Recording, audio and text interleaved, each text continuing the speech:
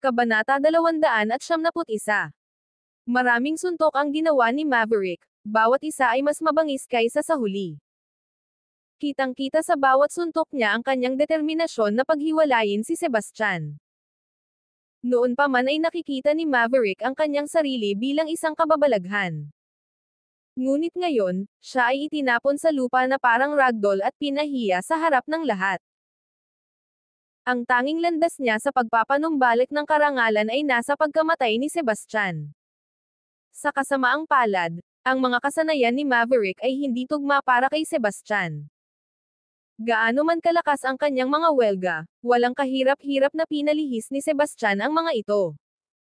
Malinaw sa lahat na nanonood na ang mga kasanayan ni Sebastian ay mga liga na higit pa kay Maverick. Natigilan ang karamihan. Itinuring na si Maverick na hindi kapani-pani walang may talento, ngunit si Sebastian, tulad ng kabataan, ay nagpakita ng isang husay na higit pa sa kanya. 61. Sino ang lalaking ito? Siya kaya ang kahalili mula sa isa sa 4 na dakilang immortal na sekta. May nag-speculate. Ang 4 na dakilang immortal na sekta ay ang pinakatuktok ng mga puwersang naglilinang. Kabilang dito ang East Sea Phaedra Island, ang Infernal Gate ng Berkath, ang West of Everlight, at Southwind Divine. Bawat sekta ay kakilakilabot. Halimbawa, ang Phaedra Island ay mayroong 4 na pangunahing pamilya Sanders, Lynch, York, at Lennon na may malaking impluwensya. Maging ang pamilyang Sanders na nasa 3 ranggo ay may maraming mga Grandmaster sa mga nakababatang henerasyon, at hindi na mabilang pa sa mga matatanda. Maaaring mayroong higit sa isang banal na Grandmaster. Bagamat maimpluwensyahan sa mga nakatagong pamilya, namutla ang pamilyang Osborne kumpara sa pamilya Sanders. Kung ang pamilya Sanders ay pangatlo, ang lakas ng pamilyang Lynch sa unang ranggo at ang pangalawang ranggo na pamilyang York ay hindi maiisip. Magkasama, ang 4 na pamilyang ito ay bumuo ng isang napakalaking puwersa na kilala bilang East Sea Phaedra Island. Sila ay kabilang sa 4 na dakilang immortal na sekta, kasama ang 3 pang pantay na kakilakilabot. Ang 4 na dakilang immortal na sekta ay nagbunga ng mga mahuhusay na inapo dahil sa kanilang maimpluwensyang mga pamana at masaganang mapagkukunan ng paglilinang. Sa husay ni Sebastian sa murang edad, hindi maiwasan ng mga tao na mag-isip-isip na siya ay mula sa 4 na dakilang immortal na sekta. Little did they know, hindi pa nga nakakarating si Sebastian sa kanyang peak. Ang kanyang paglilinang ay may kapansanan noon. Kung hindi dahil doon, siya ay magiging isang banal na Grandmaster. Ang mga tao ay lubos na magugulat kung malalaman nila. Gayunpaman, naging blessing in disguise ang twist na ito ng tadhana, dahil ang bagong cultivation method ni Sebastian ay nagbigay daan sa kanya na lumaban ng higit sa kanyang level ng madali. Sa kabila ng mas mataas na kaharian ni Maverick, maaaring paglaruan siya ni Sebastian ng walang kahirap-hirap. Matapos ang 12 ng mga nabigong pagtatangka, natagpuan ni Maverick ang kanyang sarili na hindi man lang mahawakan si Sebastian. Dapat pagod ka na ngayon. Heto, kunin mo to. Ngumisi si Sebastian. Gamit ang kanyang mga daliri, bumuo siya ng sword energy at nagpakawala ng isang matalim na pagsabog pagkatapos ng isang sigaw. Ang nakamamatay na sword energy na ito ay pinagsama sa active at passive energy. Kahit na nagngangalit si Maverick, naramdaman niya ang paparating na panganib, mabilis na ipinadala ang kanyang enerhiya sa kanyang kamao at sumuntok upang salubungin ang pag-atake. Ang impact ay nagpalipad pabalik kay Maverick. Tumalsik ang dugo mula sa kanyang bibig nang bumagsak siya sa lupa, ang kanyang kamay ay durog na hindi na makilala. Hindi makapaniwala ang karamihan. Ang kapangyarihan ni Sebastian ay lampas sa kanilang imahinasyon. Natalo niya si Maverick sa isang galaw lang. Natigilan ang pamilya Sanders, gayon din si Yvette, nanlalaki ang mga mata sa hindi makapaniwala. How dare you hurt my son? Sunod ka na. Isang malakas na dagandong ang umalangaw mula sa langit, dahilan para sumakit ang eardrum ng mga tao. Isang napakalaking hangin ang bumaba, nadurog sa lupa sa mga may mahinang cultivation base sa takot. Tumangala si Sebastian at nakita niya ang isang matandang lalaki na may kulay abong damit na bumababa mula sa langit. Bumaba siya gamit ang isang malakas na suntok. Isang banal na Grandmaster. Biglang nagbago ang ekspresyon ni Sebastian. Kabanata 272. Nakakatakot ang presensya ni Francis Sanders, hindi may kakaila na isa siyang Divine Grandmaster. Namutla ang kutis ni Sebastian. Bagamat kaya niyang hawakan ang kanyang sarili laban sa mga kalaban na mas mataas sa kanyang antas, isa lamang siyang Grandmaster sa gitnang yugto. Sapat na ang kumpiyansa ni Sebastian na makipaglaban sa sinumang nasa ilalim ng Divine Realm, ngunit kung ikukumpara, ang agwat sa pagitan niya at ng isang banal na Grandmaster ay napakalaki, tulad ng sa pagitan ng isang bata at isang matanda. Sa pagtama ni Francis, isang kakilakilabot na pagdagsa ng enerhiya ang humampas kay Sebastian, dala nito ang napipintong banta ng kamatayan. Ang isang direktang pagtama ay mag-iiwan sa kanya ng malubhang sugat, kung hindi patay. Mabilis na nakaiwas si Sebastian sa pag-atake sa pamamagitan ng pagtalon sa gilid. Kaagad, ang napakalaking enerhiya ay bumangga sa lupa, na nagdulot ng matinding pagsabog. Agdulot ng malakas na yumanig ang lupa, dahilan para manginig ang mga kalapit na gusali. Napuno ng alikabok at mga labi ang hangin, nakahawig ng resulta ng pagsabog ng bomba. Nang tumira ang alikabok, isang napakalaking handprint, 7 talampakan ang lapad at mahigit 1 talampakan ang lalim, ang nakita sa lupa. Kinilabutan ang mga nanonood.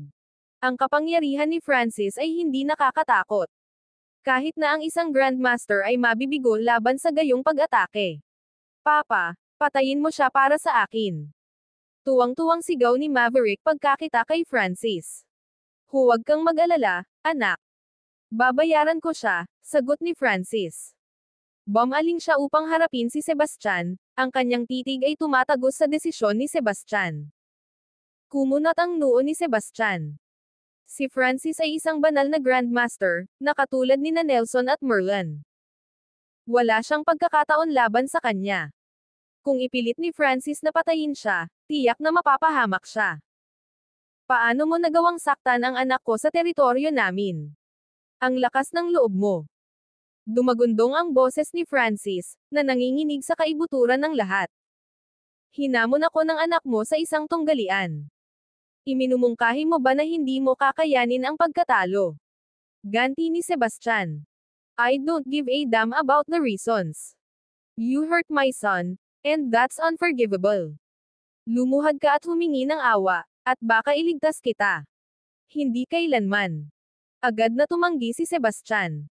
Walang paraan na lumuhad siya. Marami ang humanga sa kanyang katapangan, kahit na inakala ng ilan na siya ay hanggal sa pagsuway sa isang banal na Grandmaster.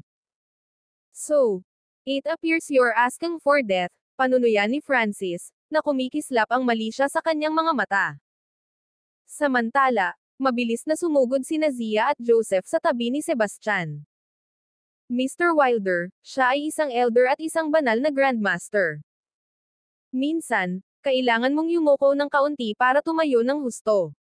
Mangyaring isaalang-alang muli ang iyong desisyon, panawagan ni Joseph.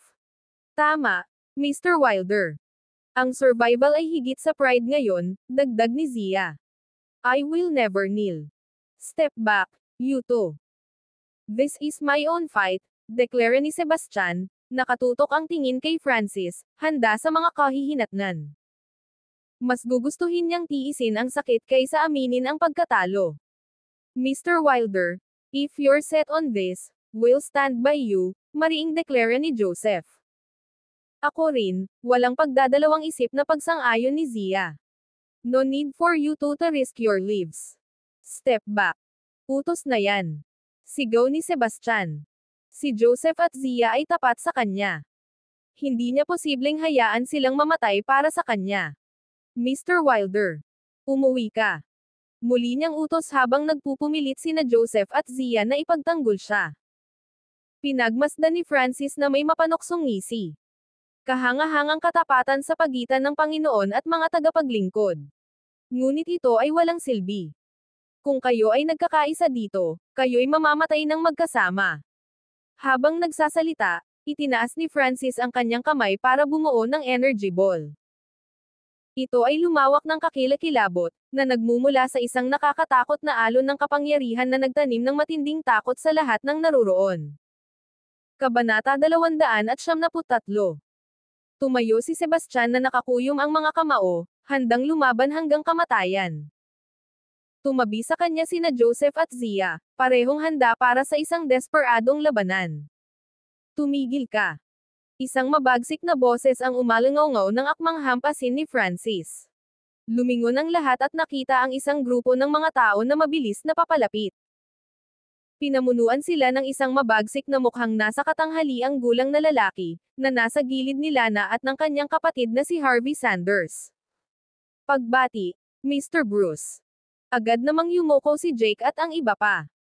Ang lalaki ay si Bruce, ang pinuno ng pamilya Sanders, isa sa 4 na dakilang pamilya ng Fader Island, at isang top-tier na Grandmaster. Sebastian, okay ka lang. Agad na sinugod ni Lana si Sebastian. Natigilan ang karamihan. Hindi nila inaasahan na makikilala ni Lana si Sebastian, at nakakagulat na intimate ang tono nito. Greetings, Mr. Bruce, sabi ni Francis, bahagyang yumoko. Sa kabila ng pagiging matandang pinsan ni Bruce, siya ang pang-anim sa linya, kaya kailangan niyang magpakita ng paggalang. Anong ginagawa mo? Tanong ni Bruce. Sinaktan ng lalaking ito si Jake at wala akong respeto. Papatayin ko na sana siya. Bakit mo ako pinipigilan? Ganti ni Francis. Lumingon si Bruce kay Sebastian. Sebastian, ipaliwanag mo ang nangyari. Mr. Bruce, nakipag-duel ako kay Maverick at nasugatan siya. But then Mr. Francis had attacked me out of nowhere, paliwanag ni Sebastian. Bruce addressed Francis. Francis, injuries are inevitable if it was a fair duel. Blame Maverick for not being skilled enough. As an elder, how can you bully a younger one? Mr. Bruce, pamangkin mo si Maverick, paano mo papanig sa isang outsider imbes na panindigan mo siya? Napasimangot si Francis. Sebastian is not an outsider. He's my fiancé. Masayang deklara ni Lana habang nakahawak sa braso ni Sebastian. Ano ba? Siya ang disipulo ni Larry. Natigilan si Francis. Ang mga tao, kasama sina Joseph at Zaya, ay parehong nagulat. Walang nag-aasam na si Sebastian ang magiging fiancé ni Lana, na gagawin siyang magiging manugang ni Bruce. Bakas sa mga mata ni Sebastian ang kalungkutan sa pagbanggit kay Larry Sanders, ang kanyang namatay na tagapagturo. Oo, siya ang magiging manugang ko. Sisigat sa akin ang sinumang manggahas na saktan siya. Ang presensya ni Bruce ay lalong naging nakakatakot, at naramdaman ng lahat ang matinding pressure. Nasaan ang mentor mo? Tanong ni Francis kay Sebastian. He's living in seclusion in the mountains. Pagsisinungaling ni Sebastian, na likas na nag-iingat sa interes ni Francis kay Larry. Walang ibang salita, kinuha ni Francis si Maverick at umalis pagkatapos bigyan si Sebastian ng nakamamatay na tingin. Mainit na nilapitan ni Bruce si Sebastian. Sebastian, bakit hindi mo ako pinuntahan pagdating mo? Halika, inom tayo at makibalita. Ibilang mo rin ako. Bulalas ni Harvey. Napuno siya ng paghanga. Sebastian, the way you handled Maverick was amazing. Let's go have a drink. Hinawakan ni Lana at Harvey ang isa sa mga braso ni Sebastian, kaya wala siyang choice kundi sumama sa kanila. Siyempre, gusto rin niyang ipaalam kay Bruce ang pagpanaw ni Larry. Francis, bakit mo ako pinatawag ng nagmamadali? Tanong ng isang lalaking nakamaskara na nakasuot ng itim na roba, paos ang boses at medyo naiirita. Baka buhay pa si Larry, nag-aalalang sabi ni Francis. Ano? Nagulat ang lalaking nakamaskara ngunit mabilis na umiling. Imposible. Nalasan siya ng Reaper's Grasp. Kahit gaano pa siya kalakas, hindi siya makakaligtas. Kabanata 274. Iyan ang sinabi mismo ng alagad ni Larry. Deklara ni Francis. Yung alagad niya.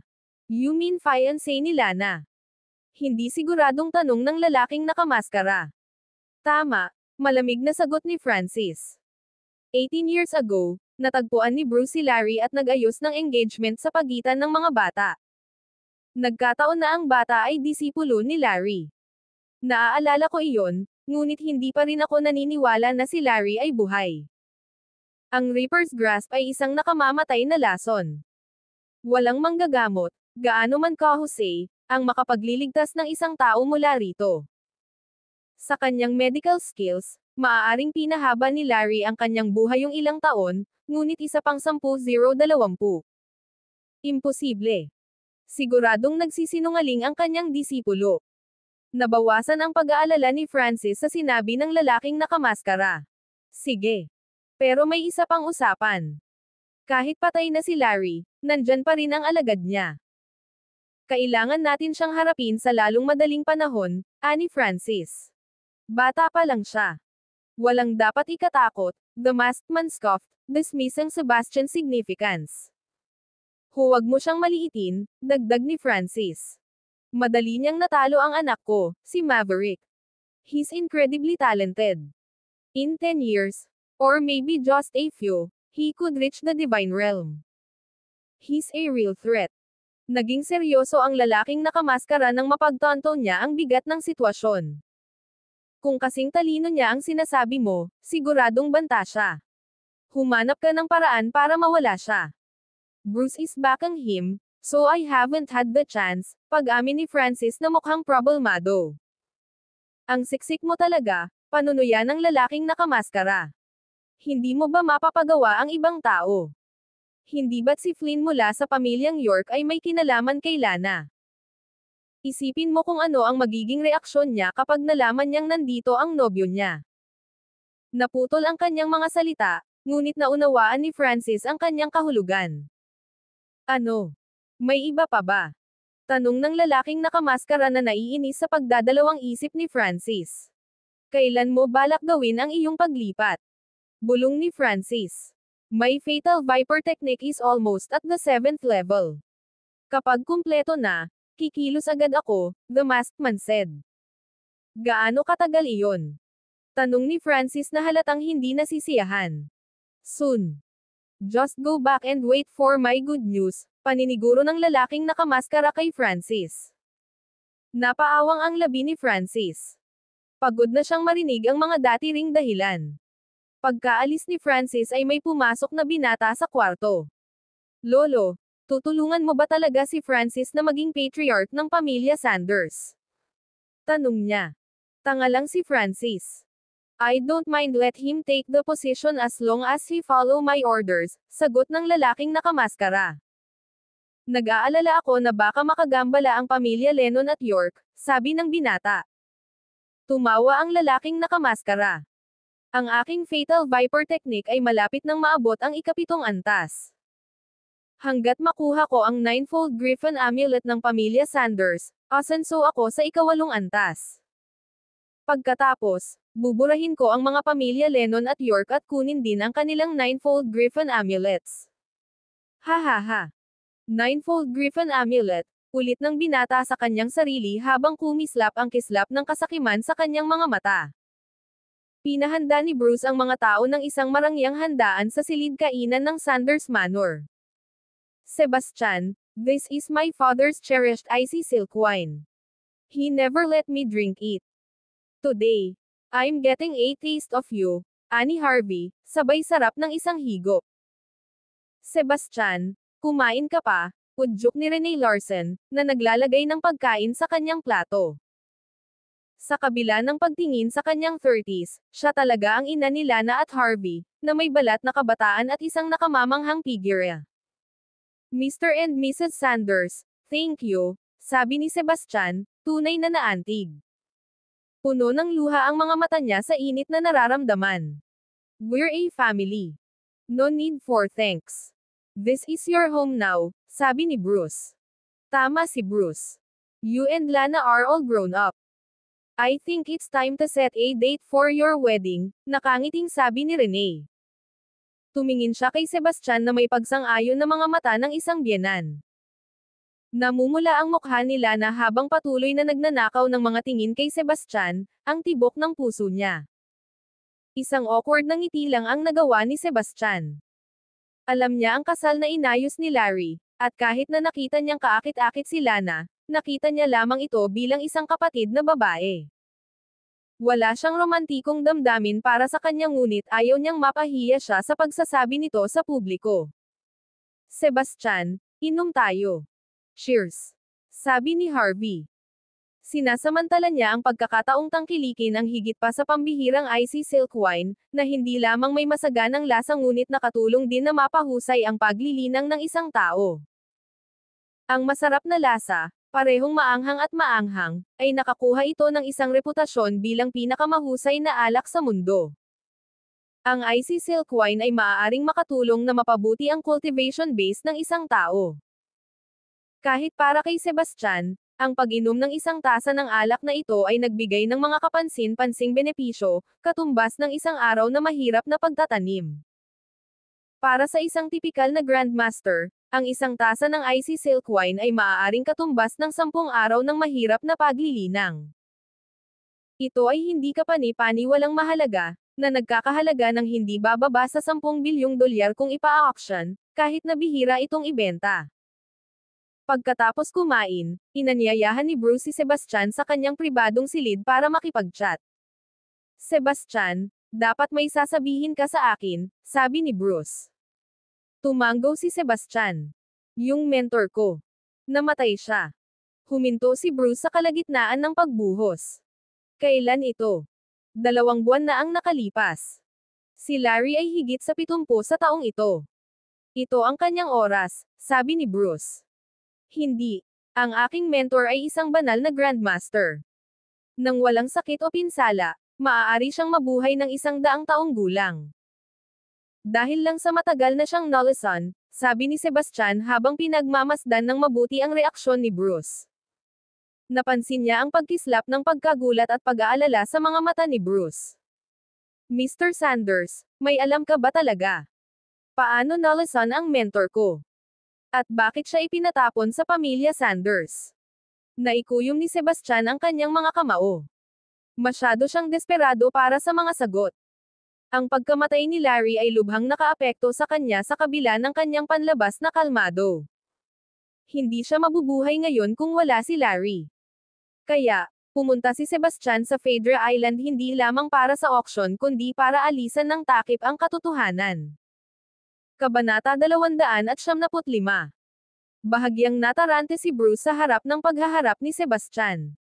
Sagot niya, nalasan si Larry dahil nag-eksperimento siya sa mga table tas at iba't ibang halamang gamot noong kabataan niya. Tungkol naman sa pagpapatalsik niya, iyon ay isang napaka-classified na bagay sa loob ng pamilya Sanders. Wala akong kalayaan na ibunyag ito sa iyo. Itigil mo na ang pag-iisip tungkol sa mga nakaraang bagay na ito. Sigurado akong hindi niya gugustuhing pag-aralan mo ito. Natahimik si Sebastian. Matagal na niyang alam na nalasan si Larry at hindi lang isang beses nagtanong tungkol dito.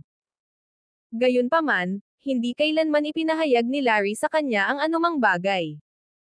Bago pa man siya mamatay, paulit-ulit siyang hinimok ni Larry na huwag ituloy ang bagay na iyon. Naunawaan ni Sebastian na ayaw siyang ilagay ni Larry sa panganib. Ngunit muli, si Larry ay miyembro ng pamilya Sanders mula sa Phaedra Island.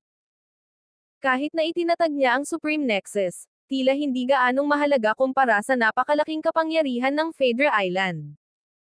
Sa kabila ng mga babala ni Larry, hindi mapigilan ni Sebastian ang pangangailangang alisan ng takip ang katotohanan. Nararamdaman niya na nagsisinungaling si Bruce. Pambihira ang mga kasanayan ni Larry sa medisina, kaya tiyak na nakapipinsala ang lason. Ito ay malinaw na hindi isang aksidente. Tiwala si Sebastian na hindi sinabi ni Bruce ang buong kwento. Ngunit ngayon, ang pagpindot kay Bruce ay tila walang kabuluhan. By the way, I have something to show you, sabi ni Bruce na may misteryosong ngiti sa mukha. Binuksan niya ang isang nakatagong compartment at inilabas ang isang maliit na kahon. Nang buksan ni Bruce ang kahon, isang piraso ng anting-anting na gawa sa puting opal ang nakalatag sa loob. Nanlaki ang mga mata ni Sebastian sa gulat at hindi makapaniwala. Mr. Sanders, may kahalagahan ba itong 9-fold Griffin amulet? Tanong ni Sebastian, ang bilis ng tibok ng puso niya. Ang anting-anting ay kamukha ng 2 pirasong ninakaw ni Merlin. Higit na partikular, ito ay mukhang eksakto kung paano magkasya ang 2 piraso na iyon upang bumuo ng isang kumpletong piraso. Sa madaling salita, ang 2 anting-anting na ninakaw ni Merlin ay 1 piraso ng Ninefold Griffin Amulet bago nahati. Paliwanag ni Bruce, sinasabi na mayroong 9 piraso ng Ninefold Griffin Amulets, at magkasama, itinatago nila ang sikreto sa Perpetual Empire. The Perpetual Empire. Ano yun? Tanong ni Sebastian, kahit na may narinig siyang tsismis tungkol dito. Ang Perpetual Empire ay isang paraiso kung saan makakamit ng isang tao ang immortalidad at magkaroon ng hindi maisip na kapangyarihan. Ito ay isang lugar na pinapangarap ng lahat na makapasok, sabi ni Bruce, na puno ng pananabik ang mga mata. Talaga bang umiral ang Perpetual Empire? Pinindot ni Sebastian. Kaya nga, matigas na sagot ni Bruce, iniwan si Sebastian na nagtataka. Noon pa man ay iniisip ni Sebastian na ito ay isang alamat, higit sa lahat, isang kayamanan. Ngunit ngayon, nang malaman na ang Ninefold Griffin Amulets na alam niya ay bahagi lamang ng mas malaking kabuuan, nagbago ang kanyang pananaw. Patuloy ni Bruce, sigurado akong umiiral ito dahil mahigit 1 siglo na ang nakalipas, isang ninuno mula sa Phaedra Island ang pumasok sa Perpetual Empire at bumalik. Sa loob lamang ng 3 taon, nakamit niya ang isang walang kapantay na antas ng realm.